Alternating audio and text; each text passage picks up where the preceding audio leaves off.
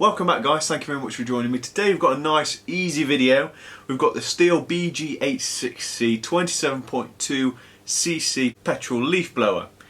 Now straight off the bat, it's a great piece of kit. This is going to run you 2 to 250 quid or around $300 for my American friends over there. So as it comes in the box, you're going to have your normal engine there.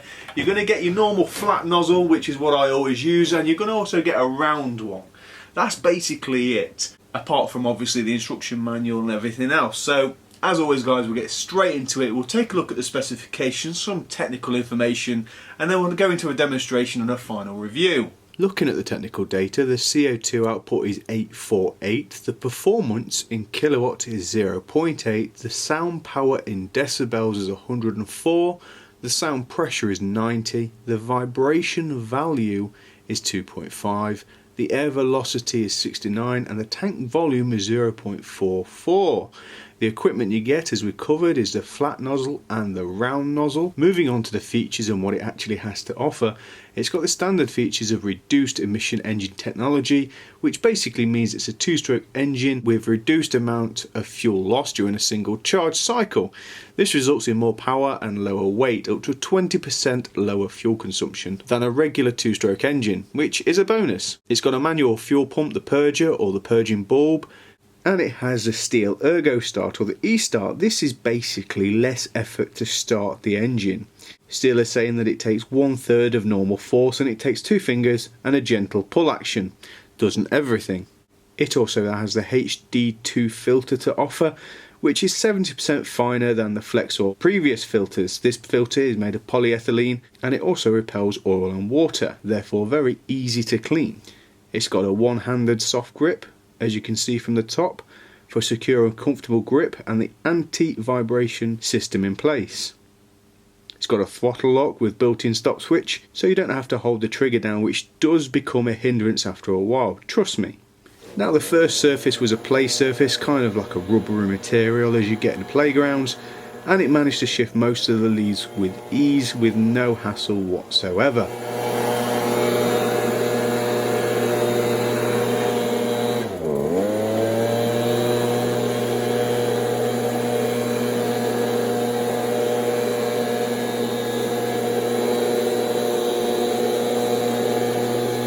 Moving on to the next surface, this was actually AstroTurf or very worn AstroTurf, and it did struggle a little bit with the finer leaves, as you can see, and especially feathers, but I found with a little bit more concentration in that area it managed to do the job as expected.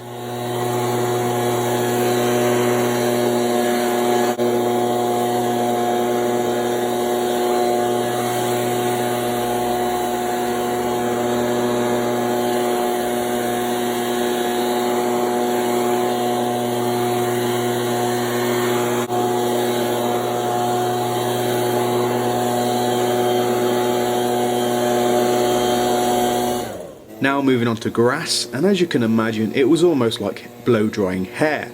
It was a bit of a nightmare, but after a while and a bit of patience I managed to move all the leaves to the side.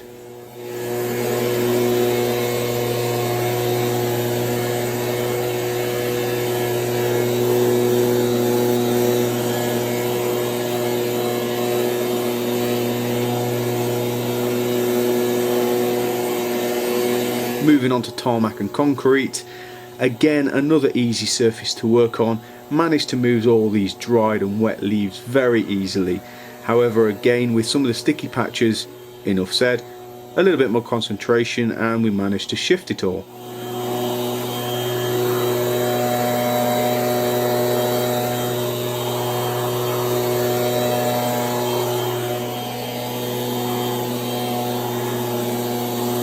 And the final surface was tarmac. Again, people was walking on the leaves quite often, all the time. It was a very busy road. As you can see, some of the leaves were very trodden into the surface.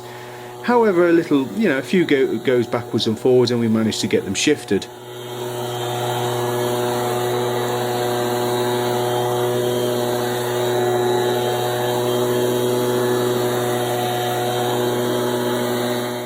Before we finish up guys, I just want to see the air filter and what condition it's in. It's been going for a good 11 months from start to finish and I have not taken this cover off once. I use this probably 3 times a week, sometimes 4, so it gets some grief. And as you can see, that is actually in very, very good condition. That's not what I expected, to be perfectly honest with you. But these new filters, they are very, very much better than the old ones that was there. They was letting in a lot more dust than needs be. As you can see in there, look, it's very clean. Straight into the carburetor and everything. Yeah, perfect. Lovely.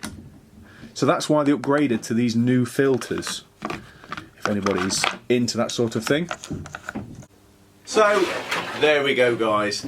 Now, in my eyes, for this sort of kit, it's a brilliant, brilliant necessity. You pay a little bit more for it, but you get what you pay for at the end of the day. There's only, after a year of use, this had a good 11 months of use.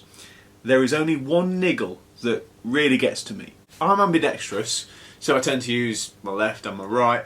When I am using my left hand, the fan itself is obviously on this side of the motor. And by all means, you know, I know they've got to put it somewhere. But when you're blowing the leaves, if you're wearing a high-vis vest, what's going to happen? It's going to straight on there and suck it in. But for the sake of switching over to your right hand, I mean, you're not writing an essay with it, are you? You're blowing leaves, for God's sake. Like I say, that is my only niggle with it. But they've got to put it somewhere. So that's it, guys. I hope you enjoyed the video. Make sure you give me a thumbs up, hit the subscribe button, and I'll see you on the next video.